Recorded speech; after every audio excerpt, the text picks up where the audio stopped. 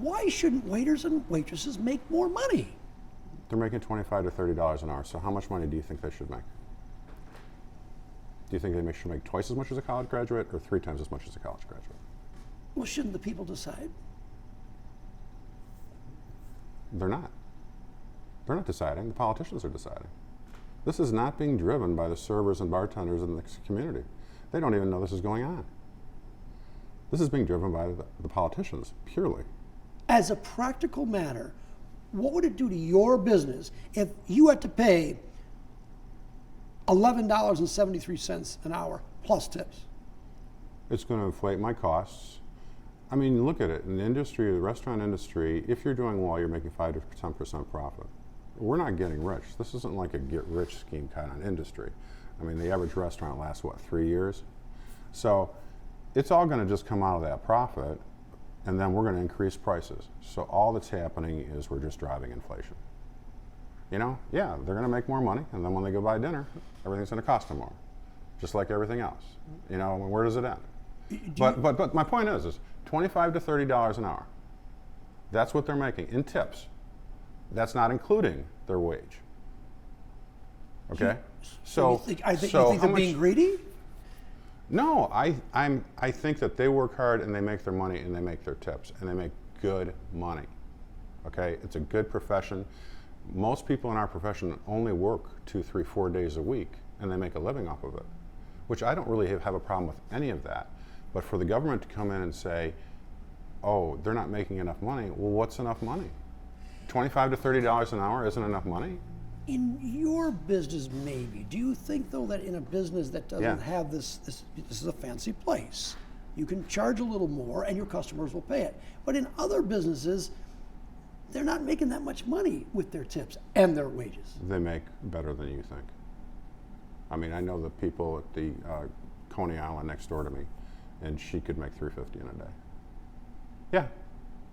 Yeah, it was a busy day, $350. Now it's a slow day, maybe it's $100.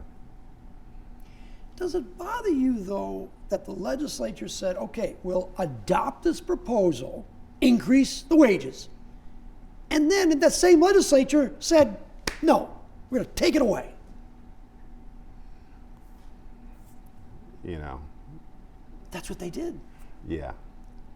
You don't like government interfering with business, but didn't this legislature interfere with your business? They've been interfering in my business for 3 years. They've opened me up, they shut me down, they opened me up, they shut me down. They created an environment where there wasn't enough employees that wanted to work to hire. And now they're making the employees that want to work to hire so expensive I have to raise my prices. I mean, what part of my business has the government not interfered with in the last 3 years? Do you think that... See the price of eggs these days? Did you notice that? I've gotten eggs for $18 approximately a case for a long time. They went down to $9 last year. They're at 62 right now. $62. You want to see inflation? Is there... So let's drive inflation some more. Let's take $25 to $30 an hour employees and let's juice up their salaries more. Do you think that there's a realistic possibility that you... Let me just tell you, right now, this industry pays enough to where factory workers are leaving factories to come work in the restaurant business. That's never happened. But I've talked to other owners. They say they can't get people to work. Does that? No, you can't. Do you have that problem? Less than most. Because they make a lot of money here. Well, they make a lot of money here, and we really focus on quality product, and there are people that really share that passion with me. You know what I mean? I mean, we have farmers bringing us stuff. We have farmers with hydroponic gardens. But it's still a job. These cooks. It's still a job. It's still a job. They want to make money. They want to make money, but it's a lot nicer when you have friendly customers that tip you a lot that love your products. Do you think $3 than it is working in a fast food place? But do you think $3.84 an hour is a good wage? Nobody's making that. They're making $25 to $30 an hour, Charlie. Go talk to the Restaurant Association. I think that's their number.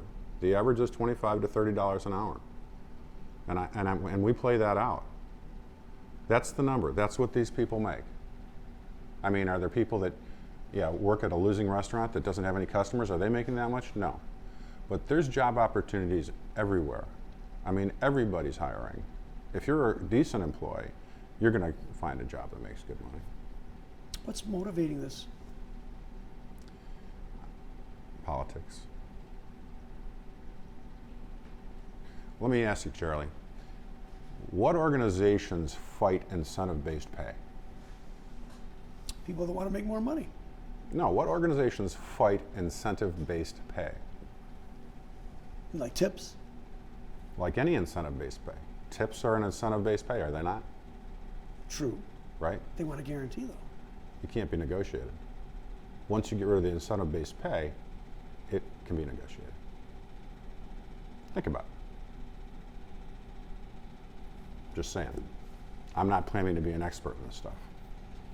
But think about it. They're making 25 to 30 bucks an hour. My kids got out of college, they were making 15. That bothers me a little bit. And I don't have a problem. If I'm profitable, I'll adjust my business model. I'll increase my prices. I'll reduce my costs where I can. You know, I will. I mean, I'll do what a good business person does to make sure his business survives. But it's going to be price increases, just like they've already seen. I mean, you know, if you go out to breakfast or lunch anymore, you can't find one under $10 anymore. Now it's 15 to 20 bucks just for breakfast and a coffee, right? Is that helping the person?